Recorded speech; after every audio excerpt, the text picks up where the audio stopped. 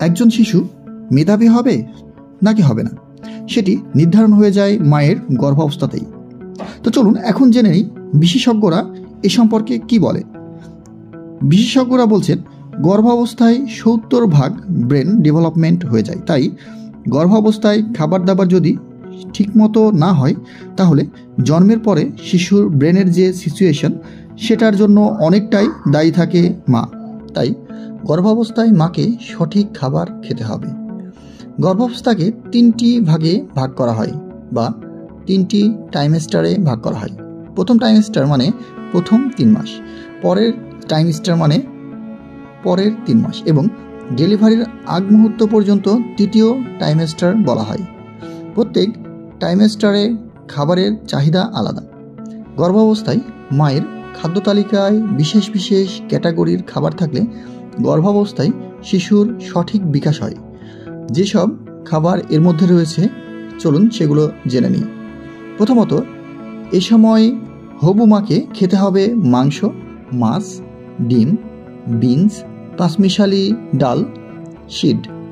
এগুলো নিয়মিত খেলে শিশুর মস্তিষ্কের বিকাশ সঠিকভাবে হবে।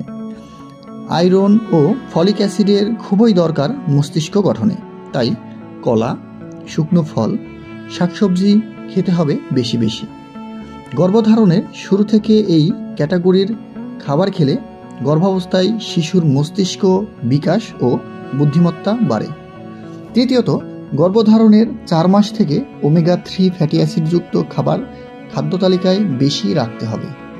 ওমেগা 3 ফ্যাটি অ্যাসিডযুক্ত খাবারের মধ্যে রয়েছে কুমড়ো বিচি বা সূর্যমুখীর বিচি, সামুদ্রিক মাছ যেমন স্যালমন, টুনা, ম্যাকরেল ও কড লিভার অয়েলে প্রচুর ওমেগা 3 থাকে। তাই এই সমস্ত খাবার 4 মাস থেকে শুরু করা উচিত। 4 নম্বর, কোলিনযুক্ত খাবার রাখতে হবে খাবারের তালিকায়।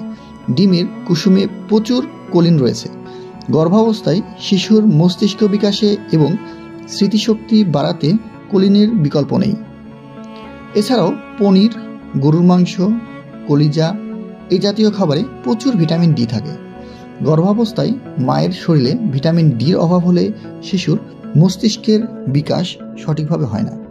এজন্য গর্ভাবস্থায় মাকে ভিটামিন ডি যুক্ত খাবার খাওয়ার পাশাপাশি নিয়মিত সূর্যের আলোয় কিছু সময় রাখতে হবে।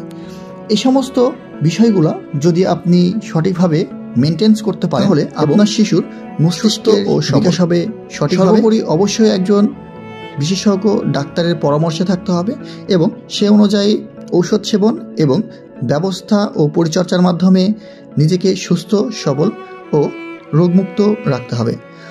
আজকের ভিডিও এ পর্যন্তই। ধন্যবাদ সবাইকে। দেখা হবে অন্য কোনো ভিডিওতে। সে পর্যন্ত ভালো থাকুন, সুস্থ থাকুন।